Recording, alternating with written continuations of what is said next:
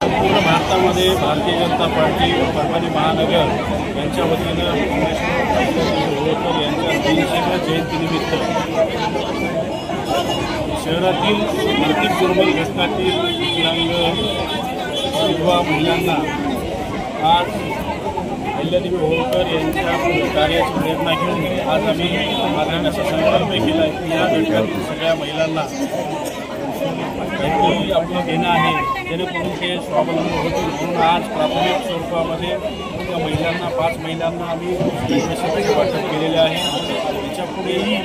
परभणी शहरातील परभणी विधानसभेमधील ज्या काही महिला आहेत विधवा असतील किंवा त्यांना कोणी नाही आहे अशा महिलांना आम्ही देणी असेल घरकुल असेल किंवा कोणाच्या अडीअडचणी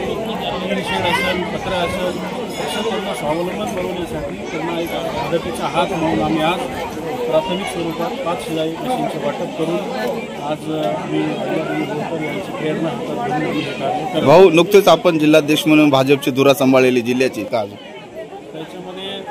पंतप्रधान आवास योजनेमधून प्रत्येक महिलांना त्याची यादीमध्ये नाव आहे किंवा ऑनलाईनमध्ये नाव सबमिट आहे ते त्यांना कसं मिळेल आणि त्यांना प्रत्यक्षात घर कसं मिळेल अनुदान असतील कोणाचे रखडलेले ते त्यांच्या खात्यात लवकरात लवकर जमा करण्यासाठी काय प्रयत्न करता येतील हे सगळं आम्ही आता उद्या पंचायत समिती यांच्याकडे आढावा बैठक घेऊन पूर्ण यादी सॉर्ट आउट करून अशा पद्धतीने काम आलं त्यांना हे सगळं जे काही त्यांच्या हक्काचे घरकुल आहेत ते त्यांना लवकरात लवकर मिळवून देण्यात येतील अशा पद्धतीने आम्ही काम करणार। भाऊ, आपण या भागाचे येणाऱ्या काळामध्ये शहरामध्ये किंवा देशामध्ये भारतीय जनता पार्टीचं सरकार आहे, राज्यामध्ये भारतीय जनता पार्टीचं सरकार आहे,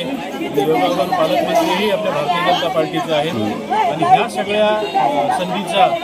खरं सोनं करण्यासाठी आज नागरिकांच्याही मनात उत्साह आहे आणि हे सगळ्यांच्या माध्यमातून येणाऱ्या 5 वर्षाच्या काळात परभणीतील सर्वच प्रभागामध्ये जास्तीत जास्त कामं कसे होतील या पद्धतीने आम्ही काम करू आणि येणाऱ्या महानगरपालिकेच्या दृष्टिकोनातून म्हणा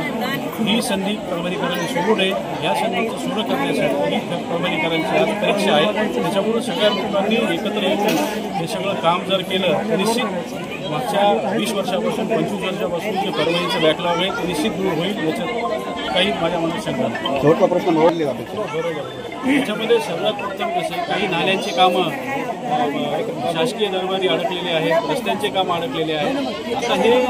सगळीकडं सरकार आपलं असेल पालकमंत्री आपले असतील तर हे निश्चित याची काळजी आम्ही घेऊ की येणाऱ्या काळामध्ये कुठेही फ्लडची परिस्थिती येऊ नये, पाणी कुठं उथळ भागात साचू नये या पद्धतीने आम्ही काम करू।